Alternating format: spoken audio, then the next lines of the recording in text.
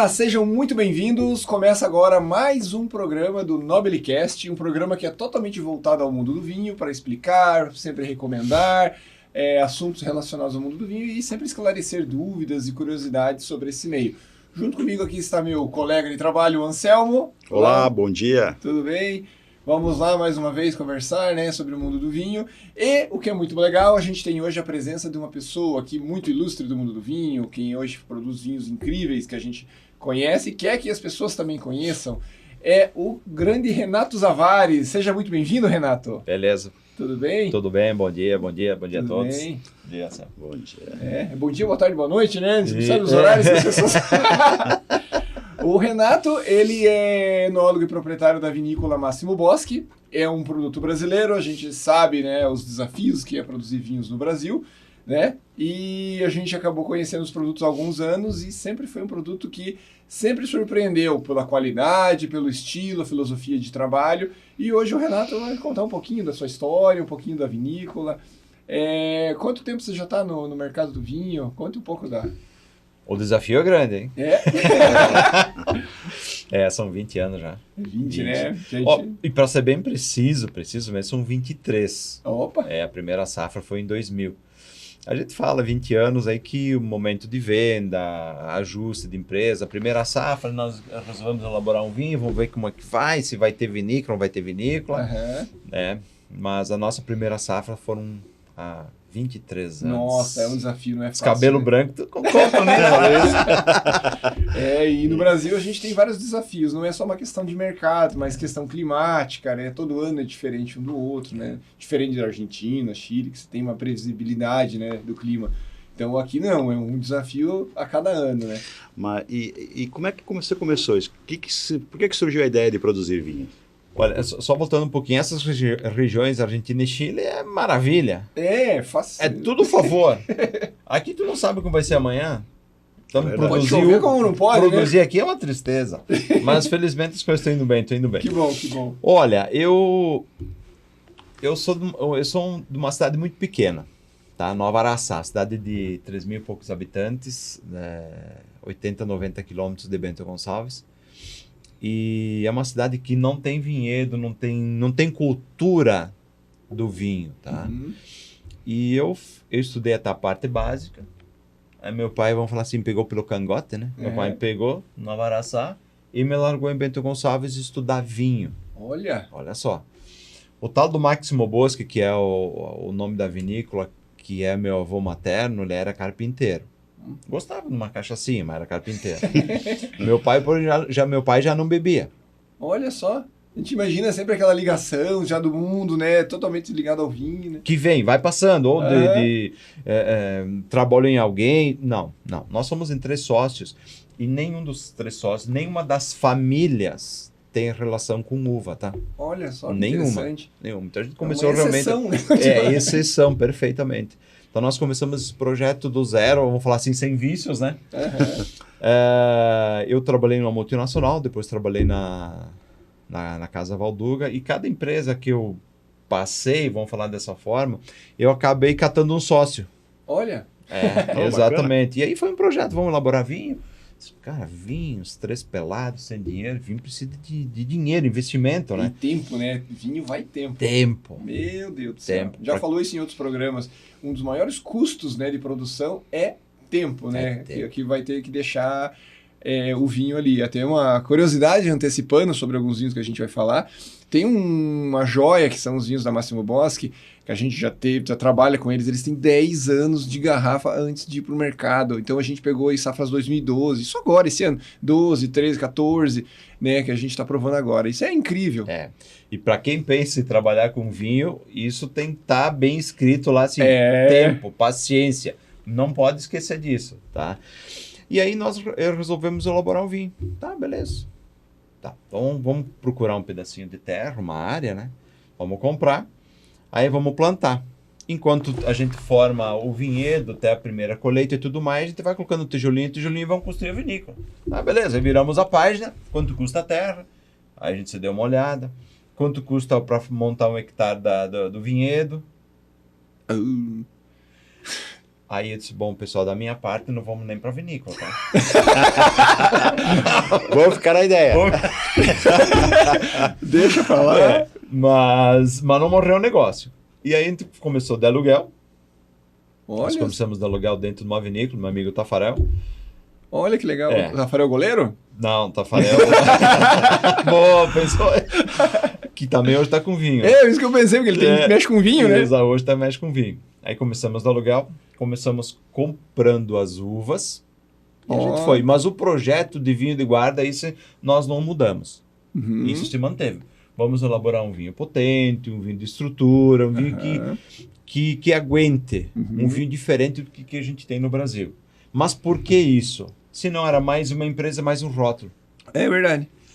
É. E um dos maiores potenciais que o Brasil, uma joia que o Brasil tem, é essa questão da guarda. É. O Brasil pode fazer vinhos de guarda incríveis, né? Tem. O vinho brasileiro é o vinho europeu, não é vinho americano. É. Vinho de tempo. Por isso que a gente precisa estar bem anotado, para a gente não esquecer a paciência, o tempo. A gente já até comentou entre a gente em conversas informais. A gente tem hoje muito consumidor que aprende a tomar vinho a partir do vinho argentino e tem uma expectativa de que o vinho brasileiro tem que ser mais ou menos naquele estilo.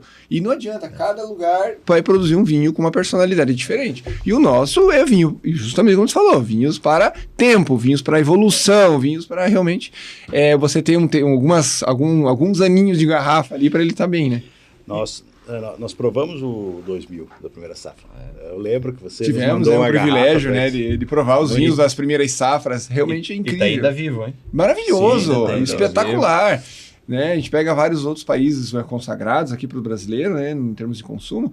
E, meu Deus, é difícil você pegar vinhos com um potencial de guarda que ele está ainda, mesmo hoje.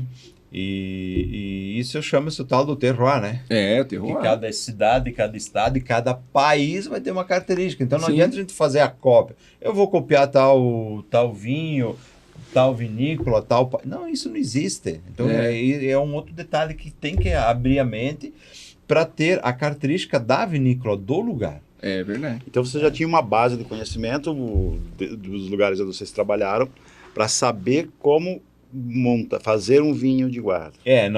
Com as características que vocês desejavam. Eu e o Daniel, né? Nós somos enólogos e a gente desenhou esse produto. O que é o vinho de guarda?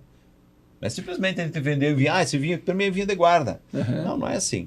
Né? O vinho propriamente começa no campo, começa no vinhedo. Então, a gente desenhou hoje e amanhã nós elaboramos o vinho. Também não é dessa forma. Nós desenhamos, fomos atrás do parceiro, porque a gente ia comprar uva, né? Claro, claro. E a gente, vamos falar assim, convenceu ele a mudar um pouquinho o processo de condução da uva ali para chegar na qualidade que você buscava. Aquele tipo de uva, eu precisava daquele tipo. Claro, isso era pouca produção, né? Uhum. Então foi mais fácil. Mas a pessoa dava uma olhada um pouco atravessada. O que esses caras querem? Os caras querem ensinar. Produzo assim há tanto tempo e agora quer mudar que eu faço. Então a gente conseguiu com alguns parceiros, né? Uhum. Esse projeto. Então nós elaboramos o vinho e esquecemos os vinhos. Uhum. Porque vinho de guarda precisa tempo de garrafa, tempo de tanque, tempo de barrica. Então a gente elaborou o vinho e cada um foi fazer o seu negócio. E toca a vida, né? E toca a vida. E depois 2001 não foi uma safra péssima. 2002, 2003 nós elaboramos, acabamos vendendo, porque aquela história, tá aí a vinícola, vamos ou não vamos? Cada um tinha o trabalho deles. E era uma época braba. Nossa. Nós passamos 8, 10 anos de vinho do Brasil, assim, bem complicado, tá? Bem difícil, então, né? E mexeu um pouquinho, né? Uhum. E resolvemos tocar adiante o projeto. Eu me desvinculei dos meus trabalhos e me dediquei à Máximo Bosque em 2008. Ah, que interessante. Foi aos poucos, né, que você foi... Foi aos poucos. Mas mesmo assim é um negócio suado, tá? Não é fácil, né? Então começamos com Merlot e Cabernet Sauvignon. Tá? Em 2004 elaboramos um branco de guarda. Já não bastava o vinho tinto, que o conceito do vinho brasileiro no mercado sempre foi complicado. Aí vem os caras com vinho de guarda. 3, 4 anos depois resolveu elaborar um branco de guarda. Pô, esse cara deve estar louco. Fica aquela... Já é um desafio o tinto, de repente um branco. Um branco? Aí é mais desafio ainda. E foi legal, foi bem interessante. Nossa primeira experiência de branco... No primeiro ano foi um bom vinho, tá? É? Foi bom. Foi tomar, bebível. Bebemos bastante. Bebemos bastante. Só que ele ficou muito carregado de madeira. Eu vou dizer pra você... Passou um pouquinho ainda. Passou. Inexperiência. Inexperiência. Não tem como. Puxa vida. E depois nós voltamos com ele em 2007. Pulamos 2 safras. E eu vou dizer para vocês, hoje, para mim, o melhor branco que nós elaboramos foi 2007. Olha que interessante. 2007. Tava na medida. O 2016 e 2017. 2017 hoje é safra de venda, tá? É um branco excepcional, mas eu olho com carinho da safra 7, um vinho fantástico. Olha que bacana. Combinações da safra ali, daquele ano em particular que... E ainda vivo. A gente tem lá meia dúzia de garrafas, claro, eventualmente a gente degusta. Sim, tem que avaliar a evolução que o vinho então, veja só, elaboramos um produto 2007 para 23, um vinho de 16 anos, né? Mais ou menos, 16 anos. Vinho perfeito ainda. Vivo, né? Ainda estruturado, agora com um pouco mais de especiarias, um pouco mais de evolução, que é maravilhoso, né? Acaba agregando mais qualidade ainda para o produto. Então, né? Veja só. Nós, os enólogos, aí tem a participação na elaboração do vinho. Sim. Mas a máximo é de quem me fornece a uva. Sim. É que 90%, eu falo 90%, 95%, é a videira que construiu o vinho. O que está dentro da garrafa foi a videira, né? Só complementa. Exato. Então, essa pessoa... Esse que a gente chama de parceiro, esse fornecedor, ele tem um papel muito importante para as vinícolas, não estou falando só da minha, para as vinícolas do mundo afora. Tá? Então, ele tendo essa consciência da importância, o teu produto naturalmente vai ser melhor. Tá? E isso foi desenvolvido depois com o passar do tempo, as vinícolas começaram a exigir um pouco mais do fornecedor, a mudar algumas técnicas. Então houve uma evolução... Aperfeiçoando, né? Perfeito, uma evolução muito grande no campo. Quando eu gosto de falar da tecnologia, mas a tecnologia não é simplesmente máquina. Tem muita coisa. Tem o tato, olhar, observar, ver. A videira tá quase que falando ali determinadas características. Aí você vai ali, ajusta, faz tudo que tem que fazer, né? Poda, né? Às vezes você precisa fazer algum tipo de trabalho nela ali. E nós descobrimos novas regiões, então nós... Saímos da Serra Gaúcha, o Brasil saiu da Serra Gaúcha, onde concentravam todos os tipos de uvas, 10, 20, 100, 200 variedades, tudo na Serra Gaúcha. E a gente foi descobrindo a Serra do Sudeste, no meio do estado, depois a gente foi descobrindo a Campanha Gaúcha, que saiu de Santana do Livramento, foi para outras cidades. Essa a gente fala aí de 10 a 15 anos atrás, o que é hoje, é muita área. O Brasil hoje tem vários terroirs para vários tipos de uva. Eu só falando do sul, tá? Só o sul. Santa Catarina, Paraná, São Paulo, Goiás, Minas, Brasil, Rio de Janeiro já viu falar, agora Chapada Diamantina já viu falar de vinho. Então aí entra esse tal do terroir, né? Que felizmente a gente vai ter vinhos diferentes, isso é muito positivo, muito bom. Para o consumidor, isso é muito bom. Né? Para a gente sair desse 2,5 litros per capita ano, que é uma miséria. Nossa, para o Brasil, que é um país imenso, continental, exato. Nossa, o potencial é gigantesco. Aí quando o importador, né, dos outros países olha para o Brasil, 2,5? Só isso? Vou arrumar a mala, vou para lá. Só que, claro, é falta de cultura, é um país muito grande, começa a encontrar as dificuldades. Mas, aos poucos, a gente vai mudando tudo isso. Vai, não é do dia para noite, né? É todo um processo, né? Lembrando da paciência. A paciência, né? A paciência desde a produção, comercialização. Se tu for adquirir um vinho 2000, tem que deixar 2, 3, 4 horas de decanter. Tem toda essa cultura das pessoas também, muita gente só conhece vinhos prontos, de abrir, tirar a rolha e tomar. Mas tem muito esses vinhos, né? De trabalhar, preparar ele, deixar ele descansar, aberto, né? Oxigenar para chegar no seu ápice. Eu falo isso para os clientes, não é uma questão de frescura. É uma questão de você também aproveitar o vinho, todo o potencial que ele tem para te oferecer, né? Então, por isso que é importante, às vezes, ter paciência com ele, abrir com calma, fazer um trabalho cuidadoso, né? Eu comento assim grosseiramente que depois que a pessoa compra e paga, pode tomar como você só que a gente sugere, a gente recomenda, né? Desfrutar mais e extrair mais, porque nós estamos falando de produto vivo, né? E ele vai mudando dia a dia. Então a gente sugere, tu gostou desse produto? Vamos mudar, vamos sair daquele cristal Sica de uma vez para uma taça de cristal maior, mais fechada, mais alta, uma temperatura. Se tu quiser harmonizar um pouquinho, o vinho vai ser completamente diferente. Então são sugestões para a gente extrair mais. Sim. Porque a gente faz investimento no vinho, a gente não compra o vinho, a gente faz investimento no vinho. Não é? E o vinho tem uma coisa muito legal, que ele é muito social, né? Muito. Não tem como você beber um vinho sozinho, não tem graça. Né? É diferente compartilhar, né?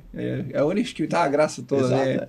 Como nós lá do Sul, é a mesma coisa um chimarrão sozinho. 2 cuias, tchau, vou embora, larguei. É bem isso. E falando dos projetos, agora a gente está até com um vinho aqui na bancada que é o Raconto. Isso. Esse é um projeto novo, né? É um novo projeto. Então a Máximo começou com o vinho de guarda, aquele vinho de estrutura que eu resumiria a linha biografia numa palavra: elegância. Uhum. São vinhos com muita elegância. O tempo deu essa elegância, deu essa sabedoria para esse vinho. São vinhos equilibrados de paladar, tem o tanino, os aromas mais complexos. Então, são vinhos elegantes. E o meu grande consumidor hoje, que naturalmente a gente foi para um caminho de restaurante. Então, o meu grande consumidor hoje, quem paga as contas da empresa é o restaurante. Que interessante. E eles, Renato, eu quero um vinho, um toque mais jovial, um toque mais de fruta, não tanta madeira. Aí trabalhamos com uma marca chamada Vetsi, tá? Que são vinhos mais novos, são uvas da Serra Gaúcha, então a fruta está mais presente. E nós trabalhávamos simplesmente com as pontas, né? O produto mais jovem, o produto mais elegante. E tem esse consumidor que está aparecendo que quer um vinho um pouco mais pancada. Um tanino um pouco mais presente e a madeira um pouquinho mais presente também, tá? Então, para a gente completar o projeto, início, meio e final, né? As 3 partes do vinho, tá? Aí lançamos uma marca que para o italiano é complicado falar, tá? Porque é uma marca chamada Raconto. Raconto. Não, para o italiano é Ra. É fraco. Aí Raconto. Bom saber. Eu, italiano, vou começar a falar Raconto e vai sair caro para tudo quanto é lado, né? Então, tem essa dificuldade da pronúncia, né? Mas o que é o Raconto ou o Raconto? Isso fiquem à vontade, tá? É uma segunda forma de falar biografia, tá? Então é um conto. Só que é algo assim um pouco mais descontraído. Ele não carrega formalidade. Então essa que é a tradução de Raconto. E o que nós temos aqui? São uvas novas, diferentes, tá? Que nós não trabalhávamos. Eu não queria ter uma linha novamente com Merlot, Cabernet e tudo mais, tá? Então começamos com Marcelin, de Santana do Livramento, e começamos também com o Taná de Santana do Livramento. Esses 2 vinhos eu tive a oportunidade de provar lá na visita que eu na barriga. Por sinal, vamos abrir no Marcelin. Você me atendeu lá de uma forma, né? Foi uma tarde maravilhosa, né? Isso. E provamos diretamente no barril, e eu tive a oportunidade 2 vezes de provar o Taná e o Marcelin lá e depois na feira em São Paulo. Que vinho fantástico. E uma das coisas que eu admiro e gosto, assim, e sempre falo assim, todo vinho ele tem que ter uma coisa que é muito importante, consistência de qualidade. Todas as safras, tudo que a gente pega, a gente sempre pega vinhos realmente muito, muito consistentes, um padrão muito bacana. Vamos lá. Conta um pouco desse Marcelin pra gente. Bom, então esse Marcelin, como a gente queria um vinho com uma tanicidade mais presente, nós trabalhamos um cuidado um pouco maior com a planta, tá? Aqui a gente fala de 4, 5 quilos por planta. Saúde. A gente fala 4, 5 quilos por planta. Esses 2 vinhos, tá, né, Marcelin, poderiam ser 2 vinhos a integrar ali em biografia, tá?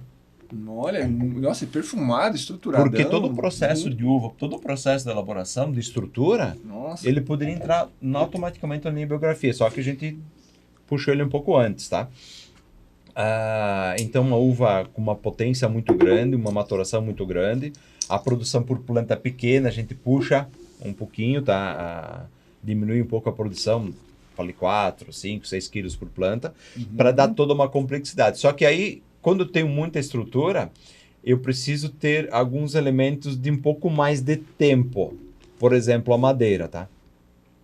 Ele tem 2 anos de barrica. 2 anos? 2 anos de barrica. Ah. Porque eu preciso microoxigenar mais. Eu preciso dar... Porque ele tem bastante potência, então eu preciso dar um pouquinho mais de oxigênio para ele, tá? Claro, depois eu ganho o presente que são os aromas da barrica, né? Sim. Aí é um presente que a gente acaba levando, isso que a gente né? sempre fala, né? Esses aromas, né? Esses sabores que vêm, eles são consequência do processo principal. Exato. É isso aí, é isso aí. E Marcelin, eu tive contato há muito tempo e eu sempre achei um vinho muito interessante. Eles são. Vamos falar dessa forma, assim, é interessante, né? E a gente foi amadurecendo, fui conversando com o Daniel. Pô, Daniel, Marcelin. Pô, Renato, toma cuidado, Marcelin é uma uva que o pessoal não conhece muito. Disse, tá, mas vamos começar um pouquinho, vamos fazer uma barriquinha, 2, vamos fazer um teste. E foi. Toda nova uva, nós fizemos um piloto. A gente não faz lá 1.000, 2.000, 3.000 litros. A gente faz um piloto, uma barrica, tá? Aí lá em 2016 nós elaboramos uma barrica de Marcelin. Opa! E a gente viu realmente a potência, como ia se comportar esse vinho. Só o Daniel cuida que esse vinho é o perfil do nosso cliente, hein? Acho que é isso aí mesmo. A gente foi amadurecendo, trabalhando o vinho. Aí em 2018 foi nossa primeira safra, vamos falar assim, parte comercial. Foi a primeira safra, a primeira vindima de Marcelin. E justamente numa safra... Muito boa, né? Exatamente. Nossa, foi um ano bom, né? Excepcional. Tá? E nós pudemos provar lá na barrica. E cada ano que passava, puxa, esse vinho vai render muito, vai potência. E nós fomos degustando e definimos 2 anos de barrica. Eu acho que ele podia até ficar um pouco mais, mas eu sempre tenho medo da madeira. Sim. Porque nós investimos, eu vou voltar lá no início, tá? Nós investimos muito na uva. Lembra que eu falei do produtor, da parceria? Então eu preciso que ela apareça. Sim. A madeira tem que ser o segundo plano. Tá? Sim. E a gente gosta bastante desse processo da uva. Aí definimos 2 anos. É um vinho que ficou 1 ano de garrafa.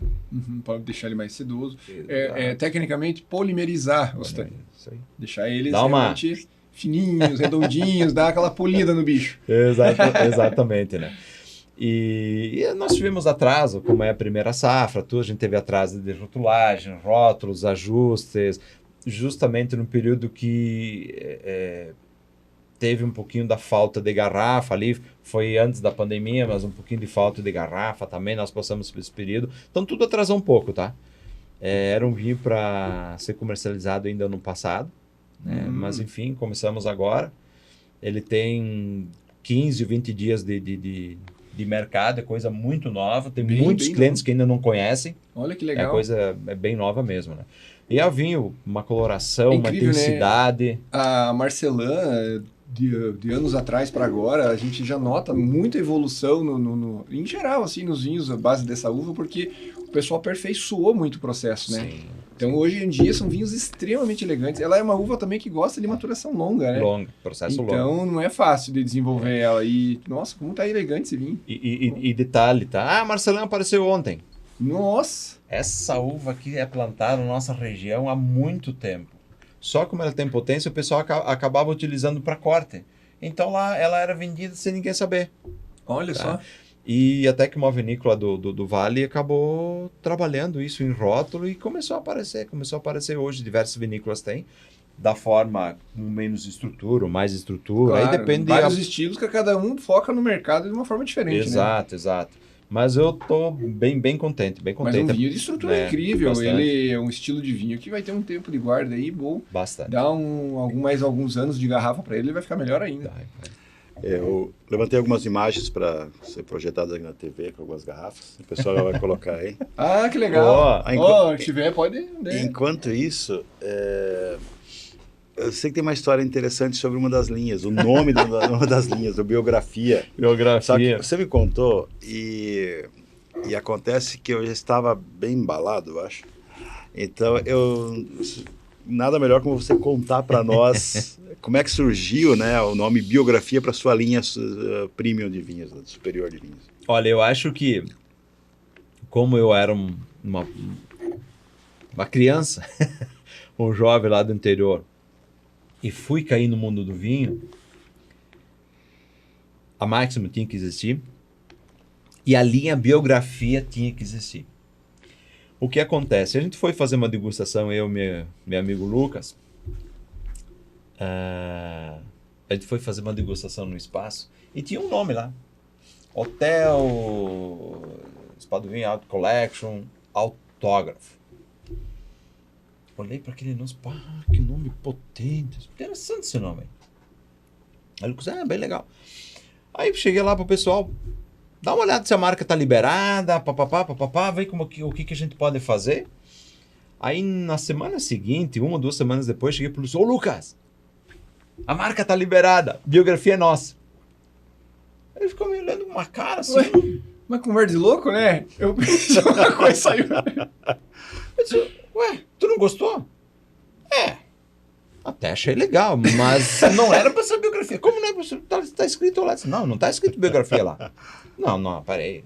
Não pode. Eu tenho certeza que é biografia.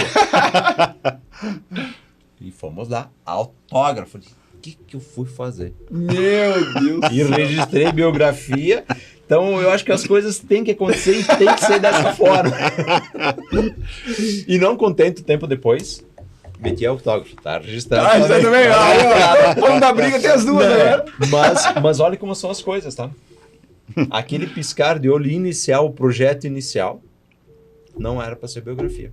Olha que coisa interessante. Nós olhamos para uma marca, um nome, e achamos ele bem a nossa cara, a necessidade, aquele projeto pequeno, diferente do que tem no mercado, e ele virou biografia. Olha. Que não deixa de ser, depois se a gente começa a analisar o que é biografia, a parte formal de uma empresa, de uma pessoa e tudo mais, né? Muito legal. É o projeto da Máximo, como nós desenhamos lá em 2000. Que legal. Então, assim, tá, tudo bem, tu vai fazer o autógrafo amanhã, tá? O cara diz assim, tu vai fazer amanhã, mas hoje vai ser biografia. Agora tem que ser, né? E casou perfeitamente. Ficou muito legal. E eu vou dizer pra vocês assim, se eu tirar Máximo Bosque do rótulo, não vai ter queda de venda, tá? Não. Tá criando, assim, as asinhas... Para as linhas. Um voo solo, biografia tá criando um voo solo. Que legal, isso é muito bacana. Claro, as pessoas comentam da empresa, todo. Claro. Mas provei biografia safra tal, tu tem biografia tal. E é legal, né? Porque é fácil de memorizar o nome, né? Isso é muito bacana. E são todas as expressões de italiano. Porque Máximo Boschi, apesar de ser um brasileiro, um descendente de italiano, tá? É um nome com peso, um nome meio característico de italiano, né? Ele nasceu aqui no Brasil. E com isso eu não quis ter um nome de uma linha em português, inglês, espanhol, marca em italiano. Então a gente seguiu um projeto de sempre ter uma linha em italiano também. Então biografia é mesmo escrita em português, mas é uma palavra em italiano. Isso vale para autógrafo também. O racconto, que é uma biografia mais jovem, vamos falar assim. Vede-se é gostar de algo. Tem o tramonto, que é uma linha também, um produto, que é pôr do sol. Como diz o português, traz montes, né? Que é pôr do sol. Então a gente busca manter uma sincronia ali. Sim. Né? Essa conexão com o nome italiano é interessante também por um outro aspecto. As pessoas provaram biografia Merlot e às cegas as pessoas identificaram ele como sendo um Brunello de Montalcino. Já teve esse tipo de comparação assim, com os Brunellos. Que é um grande vinho também, mas isso só mostra como é um grande vinho, né? Porque ele foi comparado com um vinho excepcional também. Fico contente. Obrigado. A minha maior surpresa quando eu provei foi porque quando a gente fala de vinho brasileiro, você tem outra coisa em mente. É uma acidez muito mais pronunciada, às vezes a astringência alta, um certo aroma ali de terroso, né? E quando eu provei a biografia pela primeira vez, a gente não encontra isso se sobressaindo, né? E você encontra um equilíbrio muito bom. Então, assim, eu achei espetacular, né? Esse trabalho que vocês tiveram lá de fazer um vinho extremamente equilibrado, extremamente elegante e desmistificar aquela história que o Brasil não consegue fazer vinho tinto bom, né? Acho que isso foi um passo muito importante que vocês deram. Acho que vocês têm um mérito de conseguir quebrar esse mito, né? Esse é um dos vinhos que a gente pode dizer, você não conhece vinho brasileiro ou nunca provou, então prove os Máximo Boschi, porque realmente você vai ter uma surpresa muito grande. Isso a gente sempre comenta, assim, porque realmente ele quebra paradigmas. Nós ficamos felizes, tá? Nós aqui, todos felizes com isso, porque foi um projeto muito ousado. Porque não é fácil planejar algo assim, que vai tempo, nossa, é difícil. Porque lá em 2000, a gente ainda não tinha esse conceito de vinho no Brasil. Uhum. Então, foi um projeto muito ousado, que deu certo. O consumidor conseguiu ver essa diferença, conseguiu conhecer o vinho brasileiro, a potencialidade dele. E vou dizer mais, tá? A gente não vai ver isso, tá? Demora muito. Vai demorar muito tempo. Mas o vinho brasileiro vai dar um salto muito grande de qualidade. Porque nós não conhecemos o Brasil ainda. É verdade. O que é conhecer? Hoje, quando a gente pega um vinho italiano, francês, argentino, espanhol, chileno, a gente sabe daquela região, a gente sabe que lá tem só aquele tipo de uva, a gente sabe o solo, o clima. Tá? Isso está tudo mapeado, uma parte técnica bem desenhada. Então, todo um novo projeto nesses países, o pessoal sabe exatamente o que vai plantar. O Brasil é novo hoje. E o histórico, né? As pessoas já têm um histórico gigantesco, né? Naqueles lugares especiais, né? Isso. Então, já tem um caminho ali de anos já de história, de experiência, né? E no Brasil nós temos 2 regiões mapeadas só. Nossa, Então, a parte técnica hoje, a gente só tem 2. Tem muito assessoramento E olha lá, né? Aí falei, olha lá, porque mesmo pegando Bento, tem muita área ali que o pessoal tá vendo, tá redesenvolvendo outras uvas, porque tá fazendo sondagens de solo mais profundas, mais complexas, tá se entendendo melhor que certas áreas são melhores para outras uvas. Isso. A gente fez um evento, uma gravação uns tempos atrás com o Vinícius do Names. Opa. E o bicho, bom, ele tá lá em Dom Pedrito, ele tá lá mais ao sul, mas ele falando dificuldade e a tristeza que é desenvolver Cabernet Sauvignon. Como é complicado. As pessoas têm ela como uma uva comercial, que é muito boa, né? Mas no Brasil é difícil. Você tem o Cabernet, né? 100%. Tem o Cabernet de Dom Pedrito. E não é fácil, hein? Não é fácil. Então a gente foi melhorando tudo isso. O salto que o Brasil vai dar vai ser muito grande. Hoje, os novos projetos em novas regiões, o pessoal já começa, mas essa uva aqui o pessoal está falando que nessa região não dá certo. O pessoal nem insiste. Então já vai... Já redireciona melhor, né? Exato. E nós temos sucessos de empresas e regiões novas aí. Então isso é muito legal. E eu fiquei muito contente, estou já acompanhando isso, e nessa vinda aqui a Curitiba, que o pessoal está dando espaço para o Brasil. Sim. Os restaurantes, lojas estão colocando na carta. E o pessoal está procurando. Porque uma vez tu ia ver o Brasil na última. Na última. 2, 3 lá ainda. Exato. Que era quem ainda chegava lá com o doce, dá uma força aí, sou grande, alguma coisa assim. O pequeno nunca tinha vez. Então hoje a gente vê muitas cartas, muitas lojas, as pessoas já procurando o Brasil, comentando o próprio programa, o trabalho que vocês fazem. Então mudou muito. E a gente sabe, a gente gosta que o consumidor, eu sempre comento isso, o consumidor tem que se permitir provar um gole. Com certeza, gole. É bem isso. Depois, pode continuar com o teu vinho, mas prova aqui. Ele sempre vai dar uma regalada. Opa, o negócio que é sério, né?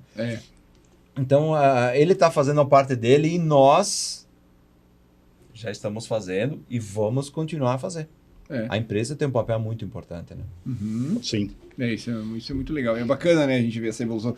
O que eu vejo também é que a gente está muito bem estabelecido já com espumantes e brancos, né? A gente vê já realmente assim uma segurança muito maior do consumidor final. A gente que atende, né, o consumidor final no dia a dia, a gente pega muito... Pessoal, eu tenho espumante X, Y, Z. Mas é brasileiro? Então eu prefiro o brasileiro. É muito bacana ouvir isso já do consumidor final. Porque sabe que tem uma segurança. Sabe que vai ter um produto bom, num custo bem mais baixo, né? Ele é muito competitivo, né? Felizmente o primeiro produto, a primeira bandeira que apareceu, que foi alçada ali, foi o espumante. Então ela ajudou a puxar o Brasil. Tá? Então nós tivemos um produto que saiu na frente. Falando de sul, a gente tem naturalmente uma característica mais fácil para espumante. Então, o vinho a gente tem que trabalhar mais.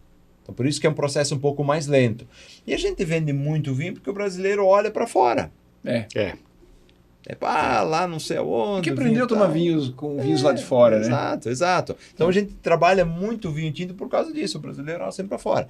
Então, nós temos um mercado imenso, mas imenso, para espumante branco e rosé. O Brasil, a temperatura, esse litoral, a própria culinária, gastronomia, é bem voltada a isso. Tá? Mas ainda a gente está de uma forma diferente. E aos poucos as coisas vão mudando. Claro, tu já falou, a pessoa, eu gosto do espumante brasileiro. E o vinho está indo. Né? Eu falo do nosso Chardonnay. É um Chardonnay completamente diferente do que a gente encontra no mercado. Uma biografia Chardonnay com barrica, com batonagem, que é todo aquele movimento da levedura na barrica, cremosidade, né? A malolática na barrica também. Então, um Chardonnay mais estruturado, potência, complexo, fruta madura, é uva de Santana do Livramento, cremosidade. E eu falo pro pessoal, tu comprou, tu consome na tua temperatura que tu quiser. Mas se tu puder algum dia, deixa uma tacinha chegar nos 12, 14 graus, tu vai ver outro Chardonnay. Tem o pessoal que bebe vinho branco lá na loja, né? A temperatura ambiente. Certos vinhos brancos, né? Exato. E esse é um deles. Né? Então a estrutura dele, aromática, palatável no palato, né? É muito bom. É muito fantástico esse vinho. E é produto de refeição, tá? Ele acompanha. Tu coloca um prato aí, ele arregaça a manga e vai, viu? É um Chardonnay potente de acompanhar. Bacalhau. Nossa, extremamente gastronômico, né? Ele tem uma acidez, a gente percebe a estrutura dele, acidez. Só que ele tem um equilíbrio muito grande, tá? A gente percebe a acidez dele, só que não é aquilo que manda, né? Então a gente vê a estrutura, a complexidade, a cremosidade, o chocolate branco, que é a manteiga, né? O toque da cremosidade. E a acidez está aí. E tem o toque da madeira. A gente percebe a madeira ali, mas a gente tenta sempre deixar ela em segundo. Eu não quero que ela mande. Muitas vezes as pessoas, mas esse vinho aqui poderia ter um pouquinho mais de madeira. Não, por aí, né? Vamos mudar, vamos deixar um pouquinho para trás. Né? Porque ela esse aparece... é um estilo muito americano, né? Assim, né? Muita madeira, né? E fica enjoativo, né? Não fica um vinho legal. E o Brasil teve seus momentos, né? O vinho com muita madeira, um vinho extremamente alcoólico, um vinho extremamente de cor, manelina, um vinho bastante pigmento. E as coisas são fases e vão passando. Vão passando. E tocando nesse assunto, como é que você enxerga a produção de vinhos no Brasil daqui para frente? Assim, você vê que já está se mostrando alguma guinada para um lado para o outro ou não? Você acha que ainda, como você já falou, né, que ainda tem muito para se descobrir, muito ainda para explorar, mas já mostra algum caminho? A gente consegue ter essa noção já? Eu acho que algumas coisas ali, a pandemia foi muito complicado, né? Mas o consumidor conheceu mais Brasil. Sim. De visitas a regiões e produtos. Tá? Depois que tu começa a consumir vinho, tu não muda mais. Um vinho, a partir do momento que você começa a pegar gosto por ele, você começa a abandonar o resto, né? Exato. Então, eu acho que nós subimos um pouco de conceito perante o consumidor, né? Ele está um pouco mais sólido e as empresas viram esse caminho, viram esse potencial e a responsabilidade das empresas a procurar melhorar sempre. A não ficar cômodo, tá? Não, sair da chamada zona de conforto, né? Então, é um caminho promissor. Lento. Tudo para vinho demora, tá? Mas é um caminho muito promissor. O Brasil ainda vai produzir mais, a produção vai ser maior, vai aumentar bastante o consumo. Então, é um caminho muito interessante. Hoje, o segundo vinho mais vendido do Brasil, felizmente, é o brasileiro. Há alguns anos era o quarto, quinto, se não me engano. Hoje é uma evolução gigantesca. Hoje é chileno, Brasil, e acho que é argentino, se não me engano. Me ajudem aí. Opa, olha aí, aqui, ó. Chegaram as imagens. Ó, que legal. Esse Chardonnay é incrível, que a gente estava falando agora. É realmente um vinho excepcional. Eu acho interessante o acabamento na garrafa com a tá cerinha. Vendo, tem um detalhe na rolha ali em cima na cápsula, ele é fechado em cera. Opa, a gente quer mostrar para o cliente uma tradução do líquido com a parte externa, tá? Sim. Então a cera, aquele produto mais manual, com carinho, cuidado, é um rótulo mais limpo, mais artesanal, mais clássico, exato, tá? Então, eu nesse caso do branco, eu entendo o consumidor, sempre sendo um problema, tá? Pô, branco 2014 ainda a gente tem lá na vinícola, lá na adega. Sim, é ele mesmo, tá excelente, ainda vinho, mas... É isso mesmo, só imagina aquele vinho de 2, 3 anos, né? Pô, imagina uma foto só. Uma foto, isso é só para fazer uma propaganda. Não, isso existe. Não só tá bom, como aguenta muito mais tempo. Muito, é verdade. Então isso é o nosso trabalho, a nossa forma, né? É muito bacana. E o cuidado, né, com o rótulo, isso é interessante. Mas é bem bacana. Produção pode ir passando as fotos aí que a gente vai pode ir passando. Daí a gente vai comentando cada uma delas. Mas engraçado, voltando a falar desse vinho, né? O Raconto. Olha que bonito o vinhedo deles lá. Para o pessoal conhecer um pouco do terroir. Quem ainda não teve a oportunidade de ir para a região, né? A parte dos vinhedos lá é muito bacana, tudo espaldeiro. E aqui é serra, né? Não adianta, isso aqui é serra, sobe e desce tremendo, né? Nada de lugar plano. A Serra Gaúcha é um sobe e desce. Agora, se a gente sai da Serra Gaúcha, tu começa a ver uma planície, né? Solos diferentes, climas diferentes, né? Sim. O que é muito bom, né? Essas inclinações, você tem drenagem do solo, tem, né, vários fatores que favorecem, né? Perfeito. Você está numa inclinação boa com o sol, então melhor ainda, né? Claro, perfeito. Daí a uva tem uma exposição melhor, fica bem bacana. Então, esses cuidados, né, que estão se aprendendo a aperfeiçoar, a escolher lugares melhores, né? Isso. Aí não é bem uma espaldeira, né? Aqui o nosso foi um primeiro projeto nosso, que é um parceiro, aqui na época dos semi-latados, que teve uma migração, tá? É um momento de transição, tá? Do tradicional fechado, latado para o espaldeira, tá? Então o pessoal buscou um meio aqui, um semi-latado, tem um espaço bastante grande, mas ela abre um pouquinho, tá? Abre um pouquinho. Sim. Hoje eu não sei quem está trabalhando, eu acho que o pessoal não trabalha mais. Puxa vida, sei lá, 80% hoje é espaldeira simples, ou tem uma parte espaldeira um pouco aberta, né? E na foto, quem tá com você? Nem sei quem são esses caras aí. Meu Deus, Pessoal da vinícola? Tá lá escrito Márcio Bosque. É o Márcio Bosque. Aquele com a taça espumante sou eu. Que barbaridade. O cabelo tá mais preto aí nessa foto. Né? Porque tinha um pouco de cabelo preto aí. Esse aí é o Dalla Valle. Daniel, eu vou dizer que eu tenho sorte de ter ele como sócio. Para mim, não é por ser sócio, mas indiscutível por mim, é o melhor enólogo do Brasil. Olha que legal. Tem uma visão de produto, uma ideia de produto, trabalho, um conceito assim fantástico. Eu sou privilegiado, tá? Os vinhos em geral que a gente prova são sempre impecáveis. A gente discute bastante, produto, dá, não dá. Coisas de mercado, volta, né? As bichonas. Aqui são as bichonas, né? Não adianta.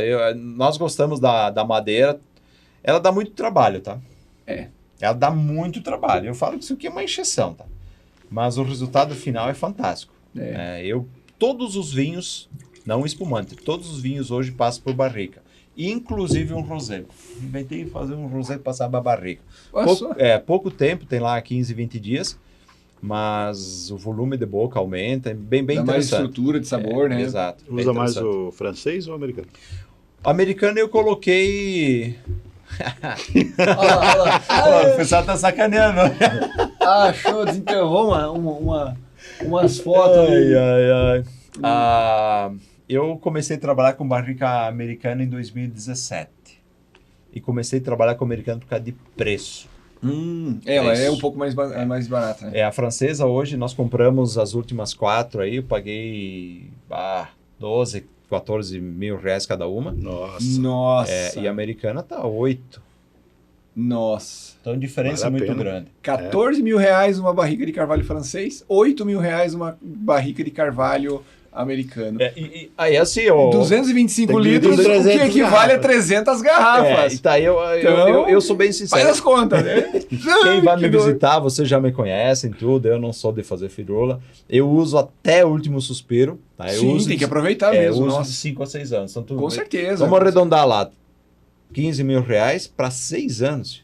Então o investimento é alto. É alto, não é fácil. Ela te dá um retorno, mas ela exige muito trabalho, tá? A higiene, sim, do início ao final, não pode bobear. A área sanitária aí tem que ser impecável, né? Exato. O tanque é mais fácil, tira o vinho, limpa, esteriliza amanhã, alguma coisa assim.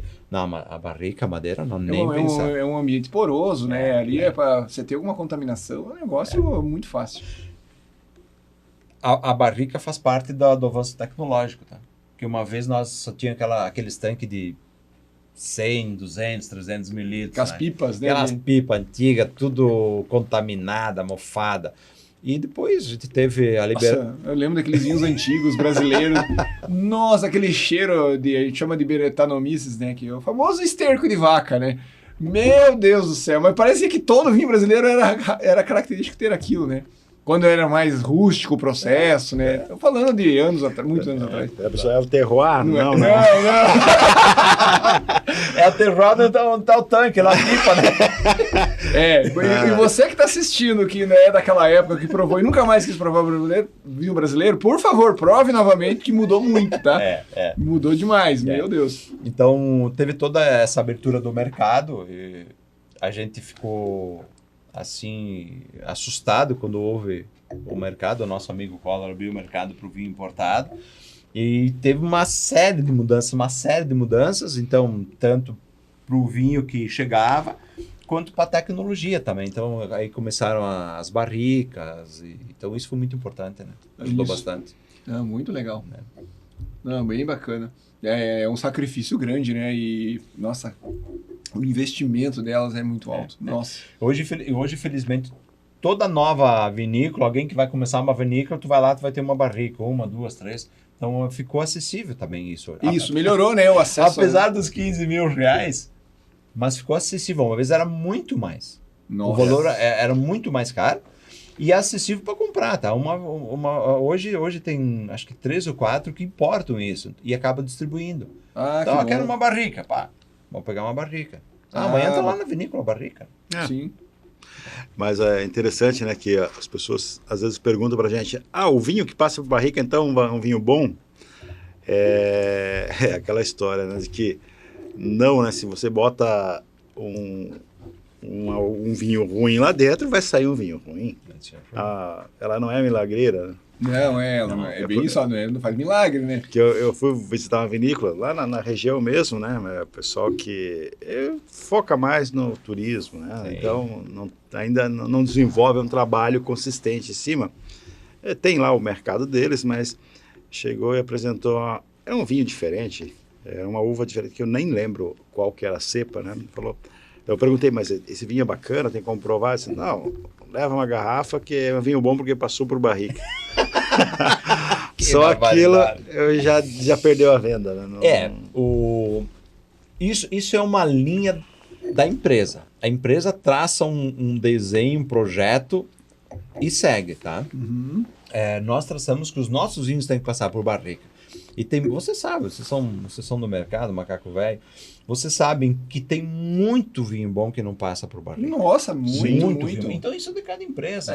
Isso. Tá? Eu desenhei dessa forma. Claro. Agora, quem paga a conta aí, se amanhã chegasse, Oraconto não pode passar por barrica. Eu disse, não. E vai, tá bom, a gente vai tirar a barrica de uma vez, porque é o consumidor que manda, tá? Mas a característica da Máximo hoje, a gente perceber esse toque da madeira nele. Mas é muito bacana. Assim, sabendo se aplicar, como é o caso de vocês, a madeira na medida certa, fica excepcional, fica muito bom. Não é à toa que grandes vinhos no mundo, os bordaleses, entre outros vinhos aí, os bordeaux, né? A gente tem aí a essencial passagem de barrica. Por quê? Porque refina o vinho, deixa mais estruturado, complexidade aumenta, entre outras coisas, né? Então, querendo ou não, é um fator que ajuda o vinho a se tornar melhor, né? Então, não tem por que não usar, né? Claro, tem gente que por filosofia não usa, mas é de cada um, né? Mas tem vinho que parece que passam, né? Embora não passem. Tem os milagres do mercado. Os milagres do mercado. Mas é importante, se tu trabalha um vinho com muita potência e não trabalha com madeira, tu vai ter que deixar em garrafa, né? Tem que garrafa. Não tem hoje como trabalhar potência, envasar e vender amanhã. Então, a madeira tem sua importância, se eu não quero o toque da madeira, eu vou ter que dar descanso na garrafa. Que é onde mora aí um dos maiores custos, né? Como a gente já falou. Não é fácil, né? Ficar com todo o investimento ali que você foi, agora tem que descansar 1, 2 anos, enfim, depende de cada projeto, né?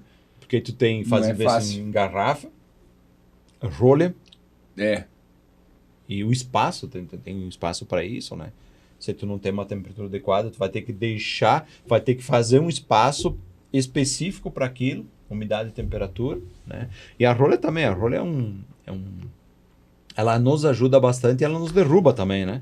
Então as rolhas hoje também têm uma importância muito grande no produto. A gente fala só da uva, do enólogo, mas a rolha tem uma importância muito grande. A rolha tem que ser de grande qualidade. Muito, porque senão pode ter contaminação, né? Trículo anisol, o TCA, o famoso TCA. Hoje em dia tá menor, né? Já estão controlando mais, né? O processo de esterilização, né? Mas em vez de mexe parece né? Não mas eu 3 garrafas em sequência num concurso. Não acredito. E não acreditei, cara, não acreditei. As 3? 3, eu falei, me basta que eu quero ver o lote, era de espumante, eu quero ver o lote disso, não pode. Meu Deus. Aí cheguei pro fornecedor, cara, olha o que aconteceu com esse produto aqui, 3 garrafas em sequência, foi eliminado, e o degustador lá, caneteou lá. Putz. Então, pelo menos tinha um registro lá, e falei pro cara, tá aqui. Cara, esse lote eu não tenho mais, mas tudo bem. Também não vou mais comprar essa marca, não quero mais. Aí nós mudamos. Não é confiável? Né? Hoje nós trabalhamos com uma outra marca que tem garantia, tem seguro, tá? Opa! Tem seguro. Ó, pintou ali, degusta, comprovou quantas garrafas tu tem. Toma o cheque e leva embora o teu produto. Então, que legal. A gente tem que ser... Sinal que o pessoal é sério no processo de esterilização. Exato, tem que se cercar dessas boas práticas, dessa importância também. Porque não é um problema do vinho, claro. Quem está degustando, o problema está no vinho. Sim. Mas não fui eu que gerei. Não, foi a rolha que contaminou ele, né? Então eu preciso ter um respaldo também. Claro, então, felizmente a gente tem isso no mercado. O mercado que bom, tem empresas sérias, né? Que exato. As pessoas... Eu bebi muito vinho com problema de rolha. Não sabia o que era, né? E os nossos clientes, às vezes, uns falam, olha, esse vinho aqui estava estranho. Não sabe definir o que é. Né? As pessoas entendem que tem algo diferente, não sabe dizer o quê. Né? E se é a primeira vez que você bebe o vinho, se você não conhece um pouco da parte técnica do vinho, você vai achar que é uma característica do vinho. Exato. E também não dá para inventar, né? Exato. Porque tem muito consumo. Esse aqui tem isso, aqui tem aquilo. Quando começa, né? O grande, acho que, injustiça que quando acontece um problema desse de contaminação é que daí às vezes o consumidor atribui a uma qualidade ruim do produto, né? Sendo que o que de fato aconteceu foi a contaminação da rolha, né? Então isso que é duro, né? Porque às vezes o produto sobra pro produto e não tem nada a ver. O produto ou vinho contaminado, isso pode acontecer, tá? Mas é muito raro. As vinícolas hoje são... É um laboratório. A higiene, o cuidado, o vestimento, o trabalho que a gente faz, todos os protocolos de limpeza, higiene. Sim. Né? Inclusive, é um dos pontos do Brasil, muitas pessoas de outros países, principalmente do velho mundo, quando vem para uma vinícola no Brasil, vem conhecer, eles ficam assustados que vê aqui no Brasil. A surpresa positiva, né? Positiva. Da maneira que a gente trata. É um alimento. A maneira profissional que é tratado. Como é cuidadoso, né, o processo. Exatamente. Então, isso é outro detalhe que melhorou bastante, né? Que legal. Eu vi uma reportagem sobre o vinho chinês esses dias, né? Eles colocando que existe o vinho chinês industrial e existe já a expansão também para o vinho chinês nas montanhas, lá onde que as famílias, agricultores, sem muita instrução, fazem. E daí eu estava mostrando como é que era o processo de colheita, o processo de vinificação. E aí tinha uns barris grandes onde o vinho estava envelhecendo e tinha um local onde eles faziam o desengace e tinha porcos andando assim, né, Meu Deus. Pelo meio dos barris, mas é claro, isso não estou dizendo que o vinho chinês é isso, mas tem a situação estava mostrando uma situação de que eram produzidos vinhos em locais de forma artesanal. Sem conhecimento nenhum. Sem conhecimento nenhum, né? Não era um processo industrial. Claro. O vinho nem é colocado no mercado, eles consumiam lá mesmo, né? Mas a gente tem uma ideia de processo sanitário chinês, assim, uma coisa meio que aversa uma coisa da outra, né? É verdade.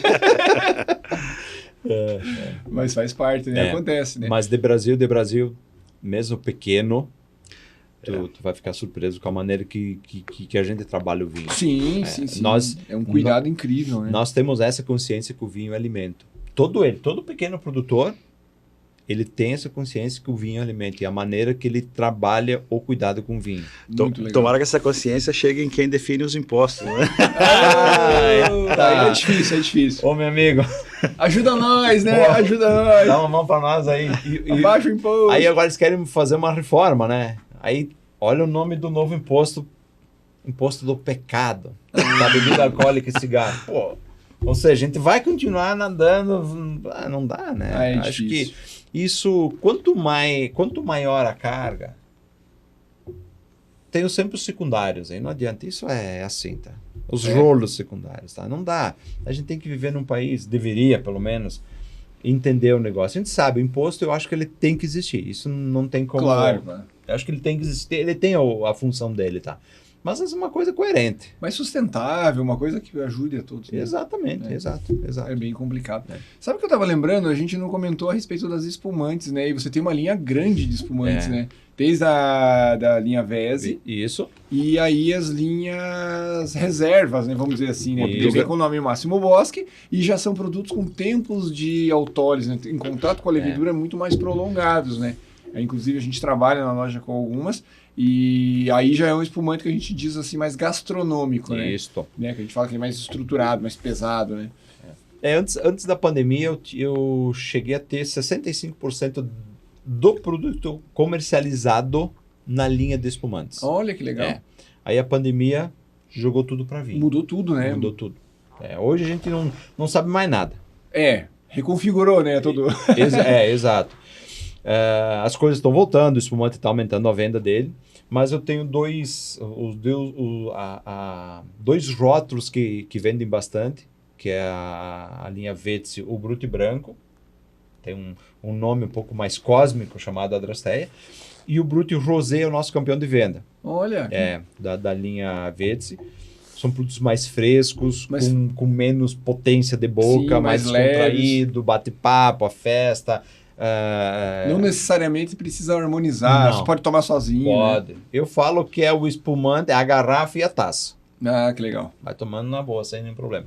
E a linha Biografia segue o projeto dos vinhos, que é mais complexidade, é mais tempo, 40 meses de garrafa, a elaboração é uma quantidade menor. É processo clássico, e clássico são as uvas, Chardonnay e Pinot Noir. Tá? E é nessa safra, né, que a gente está trabalhando, esse lote estamos trabalhando, 55 Chardonnay e 45 Pinot. Tá? Então, bem corte clássico, estrutura.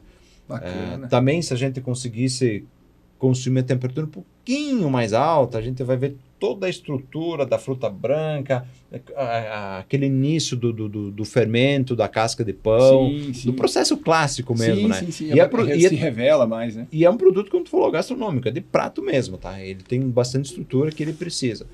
Frutos do mar em geral, né? Isso. Os molinhos brancos ali também vão bem. Isso é muito legal. Na linha Araconto ainda, a gente tem o desenho, tem o plano para ter espumante também, tá? Que interessante. Porque tu veja só. Em todas as linhas ele vai ter tanto tinto quanto espumante dele. Com características diferentes. Legal. O Vetsi, aquele produto mais jovem, e o Biografia bem formal. Isso vinho e espumante. Tá? Então é o leve com o extremamente pesado. Né? Exato. E vai ter o... intermediário. Vai ter intermediário. Vamos deixar como spoiler aí, né? Só não posso falar mais nada disso, logo vem novidades. Uma curiosidade até agora, você acha que o Brasil tem alguma uva que vai se despontar nos próximos anos, assim como o destaque? O que você acha que... E isso o pessoal comenta bastante, mas tem que levar em consideração que esse país é muito grande. A uva brasileira é o Merlot. Gente, eu tô falando do sul, tô falando da Bento, ponta. Praticamente, né? Você vai para Minas Gerais e interior de São Paulo, lá é Syrah. Lá se raça destacando. Então, eu já não gosto de levantar essas bandeiras, porque eu acho que daqui a pouco tem viés muito comercial. Tá? Mas a gente sabe, no sul, eu falo do Merlot. O Merlot, a gente tem um Merlot fantástico na serra, no meio, na campanha. Então, é uma uva que tem um trânsito muito bom, o Merlot. Ela se adaptou bem ali toda a região e ela consegue desenvolver produtos bons em todas as áreas. Se eu pudesse, assim, o Merlot é uma uva gaúcha. Coringa, né? Ela é isso, perfeito. Taná da campanha. Talvez. Agora, como tu falou, o Cabernet Sauvignon. Pô, o Cabernet Sauvignon da serra, ela apanha um pouco. Na campanha difícil. já é um pouco mais fácil, a gente tem mais potência, tudo. E isso vale para o Chardonnay também. Então, são duas uvas para vinhos no estado trabalham legais. Agora, eu vou falar para Santa Catarina, né? Corta todo o Sauvignon Blanc para o Chardonnay. E é pertinho. Não, é outra característica. Então, eu não falo uva de Brasil, eu falo uva de região mesmo. E felizmente estão vindo novas uvas. Felizmente. Tá vindo bastante, né? A gente vê várias variedades aí, ali já em Santa Catarina, muita uva italiana, né? Exato. Aí entra o pezinho do brasileiro, né? Eita bicho que sempre dá um jeito, né? Hoje tu tem Merlot, Cabernet, Chardonnay, amanhã tem mais 3, aí que já começou a entrar o Alvarinho, o Syrah tá entrando bastante, Pinot Vinho, Marcelin, isso, Pinot Vinho também, Pinot para vinho, Arinto bastante. Verdade. Então tá começando, as uvas italianas. Umas diferentes, a gente já provou na origem as uvas ali da região dos Balcãs, do leste europeu, como Saperave. Já cruzou com algum ali? Já, tem. Olha. Então assim, claro, é coisa nova, né? Tudo novidade, tudo experimentos, né? A gente vai ter que ter o tempinho para ver a evolução dele. Mas isso que é legal. A gente não fica naquelas meia dúzia de uvas e é só isso, ponto final. Se tu não quer, tu vai beber isso aqui, deu. Com certeza. Não, aí tem o brasileiro, ele não consegue ficar parado. Ele sempre vai buscar coisas novas. E tá trazendo. Isso acho que vai ser daqui uns anos, acho que dos pontos chaves para o Brasil, né? É essa diversidade de rótulos, estilos e perfis diferentes. Exato. É uma coisa impressionante. É isso aí. Como o Brasil vai ter coisas novas, né? Voltando até agora, mais desse vinho, como evolui bem, né? Que pratos que você sugere o consumidor provar com vinho desse? Olha, aqui são pratos bem trabalhados, queijos picantes, carnes aqui. Nossa, carne vermelha carnes vermelhas, aqui o que tu quiser. Pega um costelão lá do gaúcho, na costela, isso aqui, acidez, estrutura que tem, leva embora tudo. Então a carne vermelha eu acho que é o ponto forte dessa linha, tanto o Taná quanto o Marcelin. As massas também bem preparadas com um molho mais forte, queijos mais sabor mais pronunciado, isso. Né? Quem curte, quem é as caças, essa carne talvez um pouquinho mais exótica também, mais forte. Quem é do segmento, quem gosta, né? Não sei se a gente deixou claro, mas essa linha Araconto, ela faz parte, tem 2 vinhos, né? Isso. O Taná, que também é um Taná com um pouquinho de Merlot, né? Os nossos vinhos sempre 100% da uva, tá? E aqui as pessoas, tu não tem corte. Calma, vai aparecer uma hora dessa. E a gente resolveu dar uma pitadinha, tá? Por exemplo, o Marcelin ele tem 10% de Cabernet Sauvignon. E o Taná tem 12% de Merlot. Então a gente deu uma pitadinha. São varietais, pela lei ainda são varietais, tá? Tem 15%. Exato, mas tá aqui, tô informando que tem uma uva, tem um parceiro aqui junto, né? Tem uma legal. uva diferente. Muitas vezes o pessoal nem fala, né? Acaba nem dizendo, mas ele realmente dá um toque elegante pro vinho, né? Dá uma maciez muito boa. E realmente, ele agora que tá oxigenando, por isso que a gente fala muito, oxigênio os vinhos, deixa ele mais tempo. Agora que ele tá mais tempo na taça, tá muito elegante, ele já revelou muito aromas, ele tá com uma textura de sabor melhor, né? Ele tá bem... evoluciona muito bem esse vinho. Nossa.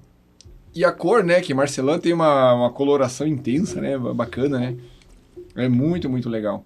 A gente geralmente grava de manhã, né? Então a gente faz o esforço, ou melhor, o sacrifício de dar sempre uma pitada de manhã em provar. É um café da manhã diferente, né? É mais ou menos isso daí. Gente, nosso programa dessa vez já está chegando ao fim. Queria agradecer a audiência de todos que participaram, assistiram até o fim. Uma coisa muito importante, não deixe de seguir, por favor, recomende, compartilhem, sigam a gente nas redes sociais, no YouTube, que para nós é muito importante. Queria agradecer a presença do nosso convidado, o Renato, que teve aí, né, gentilmente a disponibilidade de vir aí conversar com a gente, dispor um pouco sobre os projetos novos, os projetos em si da Máximo Bosque. Meu colega de trabalho, Anselmo, obrigado. Não sei se gostaria de deixar aí algum recado, falar alguma coisa. Quero agradecer muitíssimo ao nosso amigo Renato. É sempre uma satisfação em visitá-lo, e essa vez ele veio nos visitar. Isso é muito bacana. E assim, é um trabalho fantástico que é feito aqui no Brasil. Você tem que conhecer o resultado desse trabalho, porque assim, ele briga com vários elementos, né, que o Brasil se opõe na produção de vinhos, né, seja o clima, né, seja o custo em si, né, e ele consegue trazer um produto para a mesa aí, para um produto fantástico, com características muito interessantes e quando comparado com vinhos que vêm de fora, com um custo custo-benefício excepcional. É muito legal, né? Então, o Raconto é uma surpresa agradabilíssima. E quando forem para o Rio Grande do Sul, para Bento Gonçalves, nos procurem, a gente faz essa ponte, ou pode contactar direto o Renato, né? Sim, para conhecer, visitá-lo, por favor, pode contactar a gente, né? Verdade. Isso, para conhecer o trabalho do Renato, e dos sócios deles lá. Vale a pena, é muito interessante, é muito gratificante. E então, eu lembrei de um negócio interessante, né? Palavras de consumidor final, pelo amor de Deus. Renato, não fique bravo. A gente pega, às vezes, prova com o cliente na loja e aí o pessoal fala, nossa, esse vinho é tão bom que nem parece que é brasileiro. Não sei se é um elogio, né? Aí, pô, tem os dois lados aí, né? Mas tudo bem, mas contente que ele provou. Provou, né? Escuta essas coisas, né? Isso é curiosidade. Queria deixar suas palavras finais aí. Olha, eu tô muito contente com o vinho, tá? Diversos anos. O mercado brasileiro evoluiu bastante. Isso a gente fica feliz, né? Muito feliz, muito feliz. Muito feliz com o pessoal de Curitiba, do Brasil afora também, né? Mas Curitiba que nos aceitou. Fábio de longo tempo, Anselmo, né? É um desafio e vocês são bem educados aqui, só palavras legais, fantásticas, né? Mas eu tenho diversos rótulos pro Brasil afora, aí, o cara louco do vinho, o cara que não sei o quê, não tem paciência. Mas é aquilo que nos mexe, né? Eu acho que o vinho, claro, tudo tem que ser sustentável, né? Eu não sou de berço, minha conta bancária é bem magrinha, né? Mas o vinho, além do trabalho, do retorno, é o prazer. Tá? Então a gente tem que trabalhar com o prazer no vinho. Eu tenho que consumir realmente um grande vinho para oferecer para o meu cliente. O pessoal que quiser nos seguir também é bem interessante. A gente sempre tem umas novidades. Tá? O pessoal vai deixar aqui no vídeo ali as redes, ali os contatos para o pessoal poder seguir. E se eu puder falar algo assim bem voltado para o consumidor, parece estranho, mas se permitir. Um gole só. Se permita um gole de Brasil. A pessoa tem que provar. Eu não gosto. Mas tu não gosta por quê? Um gole só. Prova. Né? Busque mais ou menos uma característica do teu paladar em algum vinho, em alguma vinícola. Mas prove. Simplesmente isso. Aí a pessoa vai ficar surpresa. Não estou falando de Máximo Bosque, tem diversos vinícolas do Brasil afora, aí desse mundo afora. Mas isso a gente precisa. E bem contente com a vinda aqui. Eu notei muito estabelecimento com carta de Brasil, muito estabelecimento só de Brasil, consumidores falando de Brasil. Então as coisas estão mudando um pouquinho. Que bom, né? Estão mudando, a gente está percebendo isso, então é uma responsabilidade para a gente também. É muito importante. Esse Raconto, fraquinho de palavra, mas potente de vinho. Opa, esse mostra na prática que é bom. Para nós também é algo novo, porque a gente não trabalhava, então é novo para nós isso.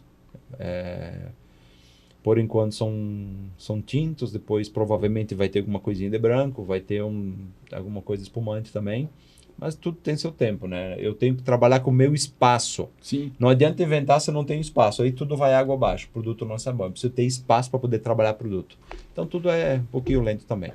Mas muito feliz, muito contente de ter vindo aqui, revê-los, falar com todo esse pessoal desse projeto do vinho. E o vinho, infelizmente, é um alimento, é saudável na medida do consumo, o social. E ontem, por sinal, desculpa mudar um pouquinho, fui num restaurante. Olha, eu acho que eu vi em todas as mesas uma garrafa de vinho. Pá! É legal, né? É gostoso de ver, né? Como contente, tá melhorando, né? Contente. Então, muito obrigado mesmo por me convidarem. Sempre que quiserem, estamos aqui. Opa! E esse também é um projeto muito interessante, jogar essa cultura para o consumidor.